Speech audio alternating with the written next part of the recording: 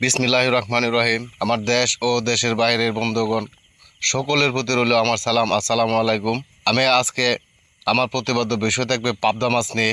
পাবদা মাছ কিভাবে চাষ করবেন, পাবদা মাছ কিভাবে চাষ করলে অধিক টাকা সঞ্চয় করা যায়, সেই বিষয়ে আজকের প্রতিপাদ্য বিষয়। আপনারা কি পাবদা মাছ চাষ করতে ভয় পাচ্ছেন? কারণ পাবদা মাছ আরেক মাছকে খেয়ে ফেলে, তাই না? এমনটা হবে না। আপনারা আমার এই ভিডিওটি শেষ পর্যন্ত দেখবেন। আমরা সকলেই জানি পাবদা মাছ এক মাছ আরেক মাছকে খেয়ে ফেলে। আমরা খাইতে দিব না, আমরা মাছ কিনে আনবো। আমাদের মাছ যেন এক মাছ আরেক মাছকে খাইতে না পারে, সেই ব্যবস্থাটুকু আমরা করব। এখন আমরা যদি সেই ব্যবস্থা করতে না পারি, তাহলে কিন্তু আমাদের মাছ কমে যাবে। আমরা যদি 1 লক্ষ মাছ কিনে এনে পুকুরে ছাড়ি, আমরা 1 লক্ষ মাছ দিয়ে যখন চাষে যাব, তখন বিক্রি করার সময় আমরা কিন্তু 40,000 থেকে 50,000 মাছ পাইতে পারি। এটাই। আর এটার কারণ হলো একটি মাছ আরেকটি মাছকে খেয়ে ফেলা। এই মাছ যেন না খাইতে পারে, সেই বিষয়ে আজকে আমি আপনাদের কাছে উপস্থাপনা করব। এখন পাবদা মাছ, কোন পাবদা মাছ আরেক মাছকে খেয়ে ফেলে, এটা আমাদের চেনার দরকার। আমরা যদি সেটা না চিনতে পারি, তাহলে আমরা ঠকবো। আমরা যখন মাছ কিনে আনবো, আমরা কখনোই যেন 5,000 লাইনের মাছ কিনে না আনি। হ্যাঁ, আমরা যেন 2,000-2,500 লাইনের মাছ কিনে আনি। 2,000 থেকে 2,500 লাইনের মাছ কিনে আনলে তখন আমরা বুঝতে পারবো কোনটা বলটার আর কোনটা বলটার না।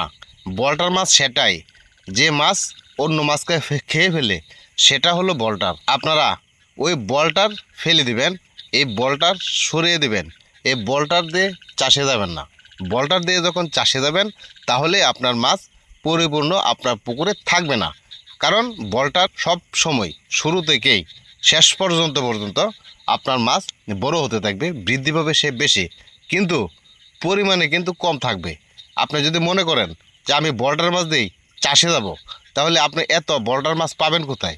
কারণ একটা পুকুরে ন্যূনতম 1 লক্ষ মাছ দিয়ে যখন চাষে যাবেন, আপনারা খুঁজেও পাবেন না কোনো জায়গা থেকে 1 লক্ষ মাছ কিনে আনতে। এই বলটার কিন্তু 1 লক্ষ মাছ থেকে সর্বোচ্চ 10,000 থেকে 5,000 অথবা 2,000 বলটার মাছ বার হইবে। এর চেয়ে বেশি বার হইবে না। হয়তো 5,000 মাছই বার হইলো এই বলটার, কিন্তু আপনি কত খুঁজে বার করবেন? কিভাবে আপনারা বলটার দিয়ে চাষে যাবেন? কিন্তু বলটার দিয়ে চাষে যাওয়ার মতন মন মানসিকতা আপনারা কেউ নিয়েন না, কেননা আপনারা বলটার কখনোই এত মাছ খুঁজে পাবেন না। আর এখন আপনারা যখন পাবদা দিয়ে চাষে যাবেন, সেই জন্য আমি বলতেছি আপনারা এই সকলেই অথবা অনেক চাষিরাই শুনে ক্ষতির সম্মুখীন হয়ে যান।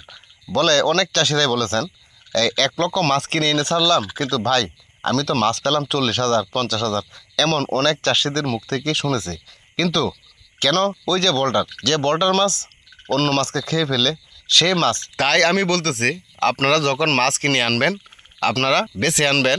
উপরের যে বড়গুলা, এগুলা আপনারা আনবেন না, এগুলো আপনারা রেখে আনবেন। এগুলা যাদের কাছ থেকে কিনে আনবেন তাদেরকে বলবেন, হ্যাঁ আমাকে বলটার মাছ পরিষ্কার করে দিতে হবে, আমি বলটার মাছ নিব না। আর একটা বিষয় হলো, আপনারা কিন্তু বলটার মাছ চিনতে পারবেন না কখন। 5,000, 4,000 লাইনের যদি পোনা কিনে আনেন, আপনারা কিন্তু সেই মাছ চিনতে পারবেন না। আর যারা পোনা বিক্রেতা, যারা পোনা বিক্রি করে শুধু পাবদা মাছের পোনা, তারা কিন্তু আপনার 4,000 থেকে 5,000 লাইনের মাছ কিন্তু বিক্রি করে বেশি। কেননা 4,000 থেকে 5,000 লাইনের পোনা বিক্রি করার একটাই কারণ, তখন এক মাছ আরেক মাছকে খাইতে পারে না, কম খায়। যখনই 4,000-এর নিচে পড়তে থাকে, তখনই কিন্তু মাছ কমতে থাকে তাদের পুকুরে। তাই তারা করে কি, ওই যে 4,000 অথবা 5,000 লাইনের মাছ আসতেই তারা মাছ বিক্রি করে ফেলে। কারণ তাদের সংখ্যায় বেশি হয়। হ্যাঁ, যে অনেক অনেক বেশি হয়, সংখ্যায় বেশি হয়, মাছের সংখ্যা অনেক বেশি হয়। আর যখন তারা 5,000-এর 4,000-এর নিচে নিয়ে আসবে, যে 2,000 থেকে 2,500 কেজি যদি নিয়ে আসে, যে পুকুরে মাছ থাকবে 1 লক্ষ, এই পুকুরে মাছ হয়ে যাবে 50,000 থেকে 40,000, এমন অর্ধেক কমে যাবে। কারণ ওই বলটার মাছ বড় হতে থাকবে আর ছোট মাছকে সে খাইতে থাকবে। তাই আমি প্রত্যেককেই আমি এ কথাটাই বলি যে আপনারা কখনোই বলটার মাছ পুকুরে ছাড়বেন না, আর বলটা দিয়ে চাষে যাবেন না।